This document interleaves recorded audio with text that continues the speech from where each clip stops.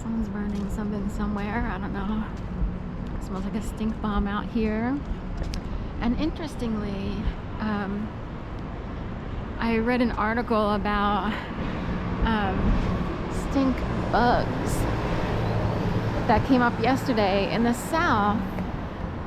Stink bugs come out at this time of year, and I forgot about stink bugs because up here no one ever talks about stink bugs. Like, we don't have that issue up here in the Northeast. When I lived with my mom and aunt, it would be a thing. They had different things come out at different times. So stink bugs would come out around this time. Then they had the love bugs, and these would be bugs that were always like together and mating, and they would show up on your windshield on your car like in mass and everything. So anyway, wow, a copper Nissan and a silver, oh, gold and silver maybe.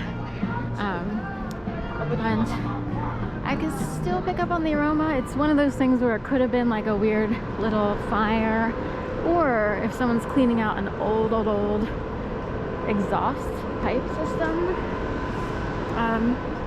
Anyway, I didn't know that was going on. My window was closed this morning. I didn't pick up on anything, so I'll head on this way.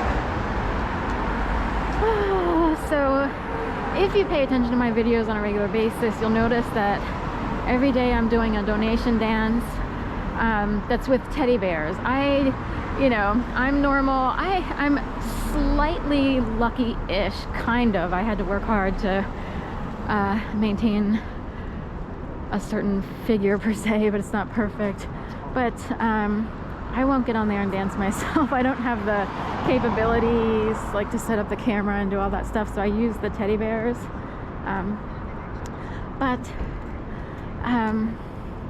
I learned about donation dances after watching another channel, and he does live streams, and I've only seen one where he's done this, but he goes through like he has done, I guess, this donation dance segment during a live stream.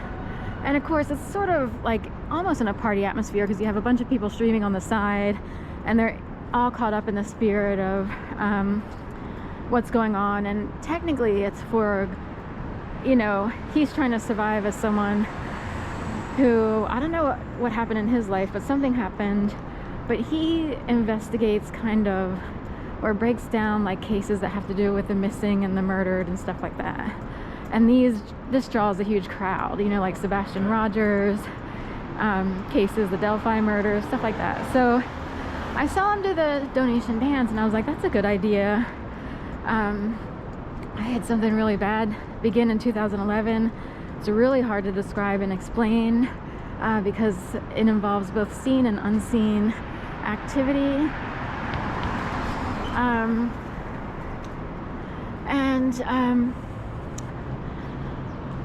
There are people out there who secretly have learned how to, say, stage things on the street.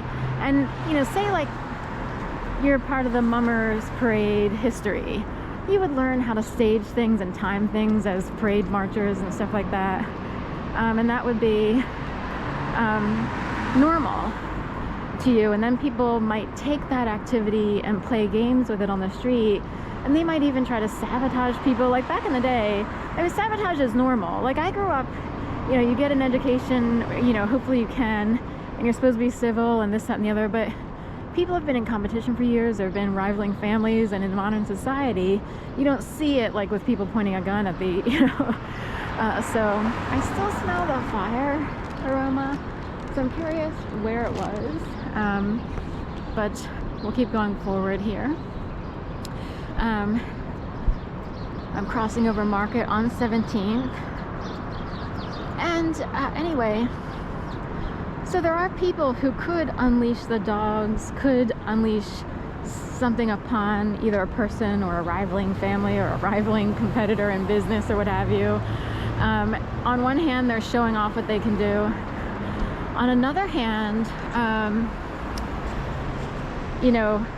they might actually want to intimidate and get rid of someone potentially for whatever reason is in their brain, whatever they believe in. Who knows? Anyway, all I know is the fourth Monday of January 2011, my life changed on a dime. I was made to believe I'd be murdered. I actually thought it was the last night of my life. I am so not kidding how bad this was. I was shot up into PTSD at the greatest heights, shell shock, without being in war. I couldn't hold my phone, my muscles went limp. I kept thinking someone was going to come in through my bedroom door, or I really lived in a studio, so in a way, I thought they were going to come through the door. It's a whole thing that played out, but people put on a show. Oh look, it's Comcast. Talk about someone who's an expert at the show. So this is a glass structure, not a stone Masonic, if you will, structure. It's glass for a reason. It can always get hit and come down. It's harder to take down a building like that, right? It's easier to take down a building like that. So if someone needed a massive show, dare I say, like the World Trade Center towers, they could get one. These are the tallest buildings, you know, office buildings in Philadelphia. I think Comcast 2 is still taller than the Laurel. I'm not sure. The Laurel came in as a residential building and it rivals every other building. But they made them glass on purpose. Potentially, say some. All you need is one airplane. That thing gets shattered, goes down. Now these stone buildings, on the other hand, you know, an airplane would crumble more and it would have a harder time penetrating the structure. So anyway, but what happened in my case went on for so long, and some of the things were just outright dumb. It's hard to explain. I was ambushed, swarmed, overwhelmed, bombarded, outright attacked by potentially tens of thousands of groups of people. I know that sounds unbelievable to some, and I'm not here to pump myself up. But